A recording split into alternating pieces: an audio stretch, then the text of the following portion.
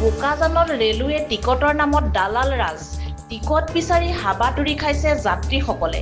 Railway দালালসকলৰ বাবে ticket নোলোৱাকৈ উভতিবলগীয়া হৈছে যাত্ৰীসকল। ৰেলৱে কাউণ্টাৰৰ পৰা টিকট সংগ্ৰহ কৰি অধিক দামত বিক্ৰী কৰে দালালসকলে। যাত্ৰীসকলে ৰেলৱে কৰ্মীসকলক এই বিষয়ে ক'বলৈ গ'লে অসভ্য আচৰণ কৰাৰ এক গুৰুতৰ অভিযোগ উত্থাপিত হৈছে।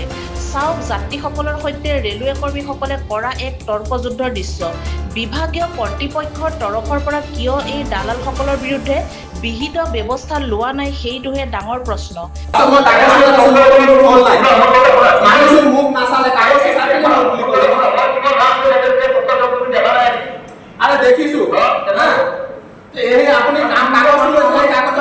এমাৰ্জেঞ্চি যাব লাগে হাৰিদ্বাৰ মোৰ দেউতাৰ মানে অস্থি বিসৰ্জনৰ কাৰণে। ফাৰ্ষ্টে মই যোৱা ৰাতি আহিলোঁ, মই 2টা বজাত আহিলোঁ তৎকালৰ টিকেটৰ কাৰণে। তো তৎকাল টিকেট কৰিবলৈ কাৰণে আহিছোঁ 2টা বজাত, তেতিয়া কাউণ্টাৰ খোলা নাই।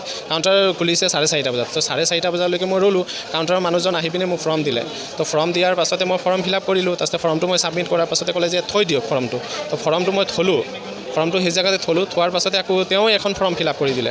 তাৰপাছত মই সুধিলোঁ যে তৎকাল শ্লিপাৰৰ কেইটা বজাত আহিব লাগিব। তেওঁ ক'লে 11টা বজাৰ পৰা হয়, কিন্তু আপুনি এক কাম কৰিব, কি কৈছে 11টা বজাৰ আগত আহি যাব। এতিয়া মই আকৌ আহিছোঁ 11টা বজাৰ আগত, 10টাতে মই আহি পাইছোঁ, মোৰ ফৰ্মখন নাই।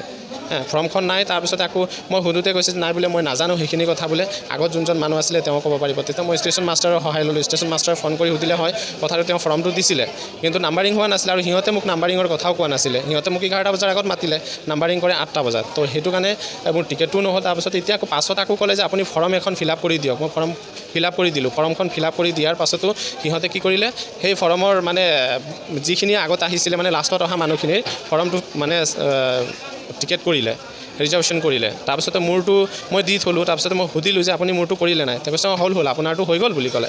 তাৰপিছতে তৎকালৰ টিকেট দিয়াৰ সময়ত অকণমান পলমো হয়, চিৰিয়েলভাৱে দিয়ে এজন দুজনকৈ মানে মাতি।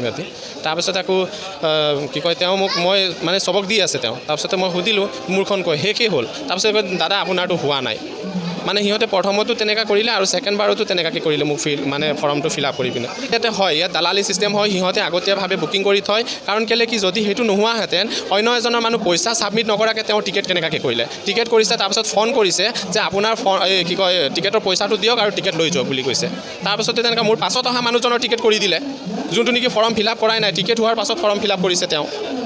তো সেইটো কাৰণে মই এইটোৱে মানে ক'ব বিচাৰোঁ যে মানে যিখিনি মানুহে কষ্ট কৰি মানে টিকেট হ'ব বুলি কয়, কিবা এটা ইমাৰ্জেঞ্চিত আহে, এমাৰ্জেঞ্চিৰ কাৰণে তৎকাল টিকেট কৰে। তো সেইখিনি মানুহ যাতে ষ্টেচন মাষ্টাৰ মই ফাৰ্ষ্ট টাইমতে কথা পাতিলোঁ, যেতিয়া নেকি ফাৰ্ষ্ট টাইমত আহি মোৰ লগত এইবোৰ হ'ল।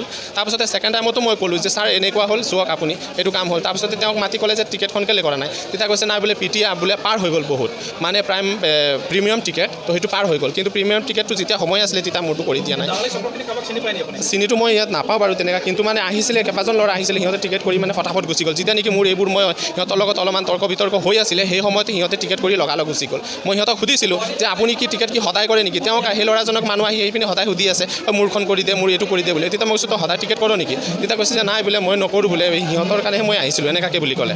আৰু 2-3জনৰ মুখত শুনিছোঁ তেওঁ সদায় আহি টিকেট কৰে। সদায় ক'ৰবাত যাবলগীয়া থাকে নেকি তেওঁ। বোকাজানৰ পৰা সঞ্জীৱ গগৈৰ ৰিপৰ্ট, E24 লাইভ ব্ৰেকিং।